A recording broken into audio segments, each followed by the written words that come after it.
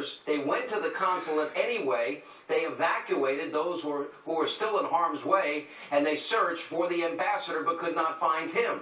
Now, the group later returned to the CIA annex and requested for a third time military assistance. And again, they were denied by this administration. Now, earlier today, Fox's own Jennifer Griffin explained in detail how these heroes could have, in fact, been saved. 4 separate mortars were fired at the compound. One of those mortars killed Glenn Doherty directly.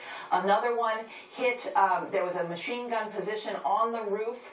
Tyrone Woods was hit at that time.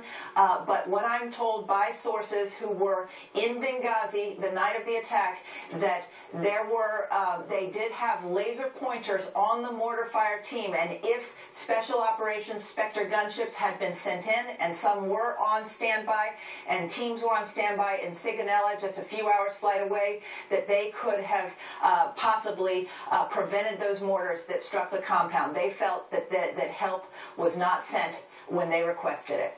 Now, Tyrone Woods risked his military career. He risked his life and ultimately gave his life, ignoring orders from his superiors to help save the lives of others. And what did he get in return when he asked our government for help that was watching in real time? Nothing. And the CIA is rejecting the notion that requests for help were denied by them. Now, according to a spokesman, quote, we can say with confidence that the agency reacted quickly to aid our colleagues during that terrible evening in Benghazi. Now, moreover, no one at any level in the CIA told anybody not to help those in need. Now, claims to the contrary are simply inaccurate. And today, earlier, during a local interview, President Obama did what he always does. He dodged the question. Listen to this. Were the Americans under attack at the consulate in Benghazi, Libya, denied requests for help during that attack? Well, the election has nothing to do with 4 brave Americans getting killed and us wanting to find out exactly what happened. These are folks who served under me that I had sent to some very dangerous places. Nobody wants to find out more what happened than I do. But we want to make sure that we get it right, particularly because I've made a commitment to the families impacted as well as the American people. We're going to bring those folks to justice. All right, now moments ago I spoke with the father of this American hero, Tyrone Woods, to get reaction to these developments. An incredible interview. Here's what he had to say. We have learned so much in the aftermath of this attack. And you know, we've learned that the ambassador first requested security. It was denied. We learned that while they were under attack, that they requested security and none was forthcoming. And we learned that they were watching this in the State Department. Charlene Lamb said they were watching this in real time, so everybody knew what was going on. And I want... Right, exactly. When I went back to Washington, D.C., when the bodies were flown in, I knew that something was fishy. It was just obvious that something was wrong with this picture. And in my mind, I questioned, this was obviously a long, drawn-out battle. Why was there no immediate air support sent in that would have saved the lives of not just the other 30 people, but also the life of my son, who truly was an American hero. Now it's come out that pleas for help were made not just by the other individuals, but also by my son. And that these pleas were turned down by the White House. Now, as you know, I'm a retired attorney, and I know that these actions legally do not constitute murder. But in my mind, the people in the White House, all of them, who had authority to send in reinforcements to prevent what they knew was going to be the death of my son, are guilty of murdering my son. There's new information that came out this morning that my son, on a couple of different occasions, requested permission to go to the aid of those 30 people who were being attacked. And on at least 2 of those first occasions, he was told, stay where you're at. Let them die. Don't go. And it does not surprise me that my son disobeyed orders in order to save American lives. That type of American hero he was.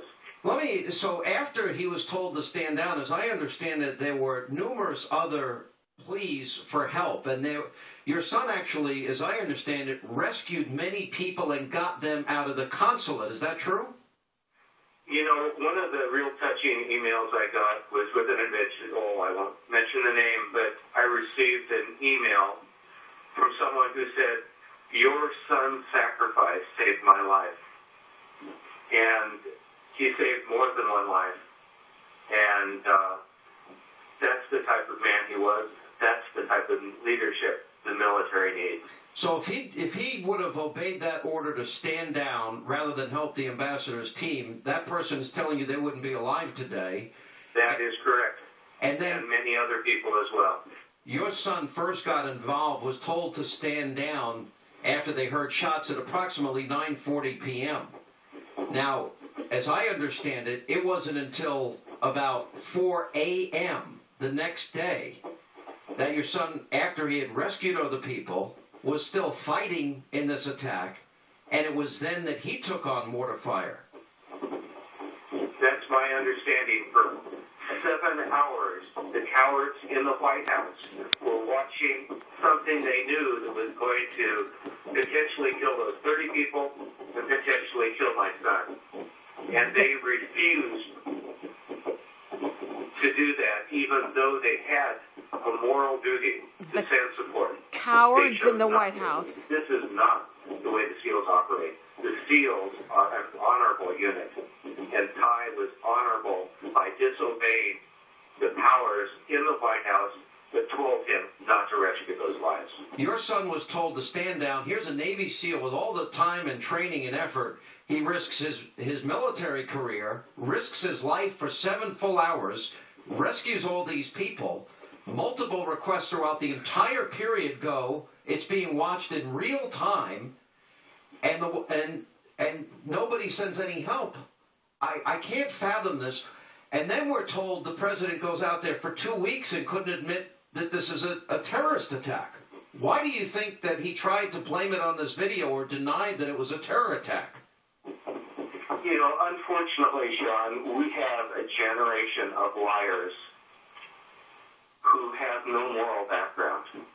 Hopefully, my son's sacrifice and his moral courage and his moral strength will encourage our next generation to be completely different, that we will change our direction, that we will raise up a new generation of true American heroes, such as my son, who have moral courage and who are not liars like too many people in authority are nowadays.